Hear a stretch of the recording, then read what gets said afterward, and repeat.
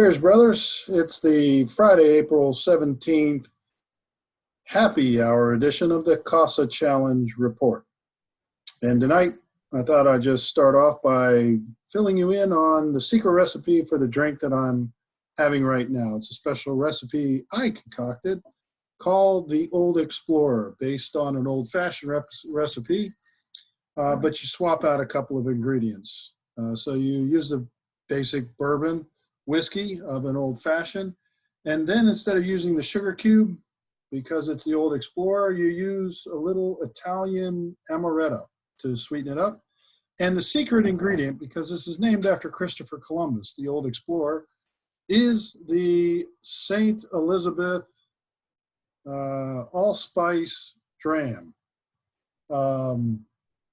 Gives it a West Indian flavor, and so you use just a tad of that instead of bitters. It's an absolute great drink. It'll get your Friday evening headed in a fun direction. All right, enough about that. Let's get to the exciting action in the second part of round two, the Sweet 16 of the Cossa Challenge. We'll begin with the East Division, where we're looking to see who will join the #1 Cash Money Productions. The battle was between the Bearcats and the Arrows, two teams coming from the New Side chapter of the University of Cincinnati. Both young men are former or current and former Grand Master of Ceremonies at that chapter. Commissioner, this was a complicated game, and there was a lot to consider here. Why don't you explain what happened?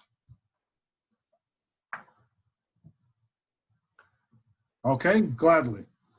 So this was a complicated game. It actually was the first game where we saw a tie. But before we get to that, let's begin with counting the points properly for Bearcats and Mason DeLuca. You can see that he properly gave his introduction at the beginning of the video, and then was taking a practice dribble before hitting his shot at 3 seconds. You can see that when 60 seconds and the minute had concluded, he had not shot, and that the final shot that he made at 1 minute and 3 seconds was past the minute, and so it doesn't count. So his final score was 8 buckets and not 9. Now, what made this game interesting is the Bearcats, Mason DeLuca scored 8, and Tyler Dill of the Arrows, the #2 seed, also scored 8. So we had the tournament's first overtime tie. Now the rules had been specified, saying that all ties except the championship game will be settled with a simple flip of a coin.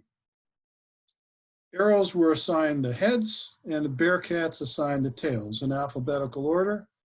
And the Grand Master of Brackets flipped the coin. It came up tails, and as a result, our official ruling is tails. The Bearcats win the tiebreaker and advance to the Elite Eight. Sorry, Brother Dill, you lost again. This time, it was close. You gave it a good run. All right, so back to you. Thanks, Commissioner.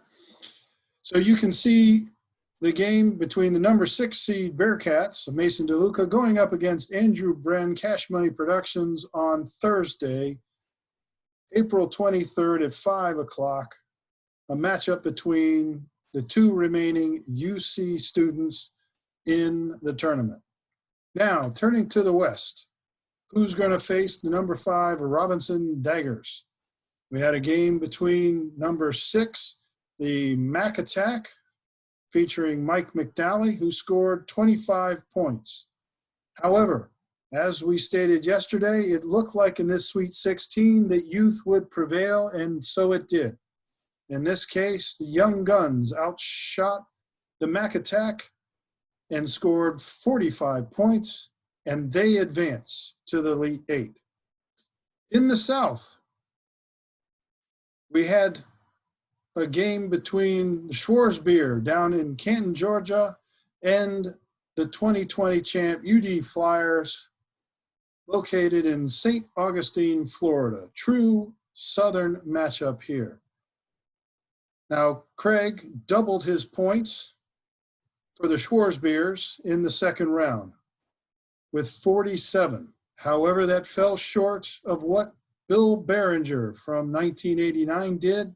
And again, youth overcame age, and Billy scored 56 and now will face off against the Red Hot Redskins in the Elite Eight on Friday, the 24th at 5. And finally, in the Midwest, who is going to join the Tiger Kings? Well, again, we had an issue for the commissioner, and we'll bring him in to update us on that score. Yep, we did have another issue with this score, particularly the 88ers. As you can see, Craig Izzo from 1988 was taking a warm-up dribble at 2 seconds after doing his introduction, and as a result, the clock continues for the regular minute. And you can see at 1:01, he's beginning to make his turn for his final shot. So the shot that he shot at 1 minute and 3 seconds does not count, and his final score is 3 buckets, and only 3, with a final score of 35. Back to you.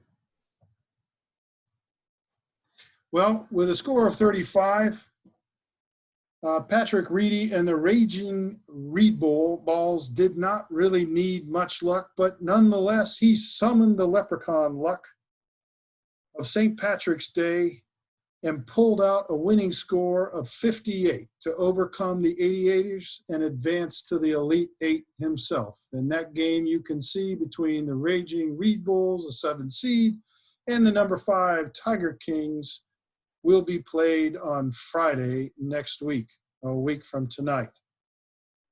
So there you have it. On day 2, a lot of excitement. We had our first overtime win, resulting in an upset as a number 6 takes down a number 2. 2 7s stay alive. So the 2 6 7s and 2 7s advance to the Elite Eight. We'll see you all again next week on the road to the Final Four. Stay safe, and AEKDB.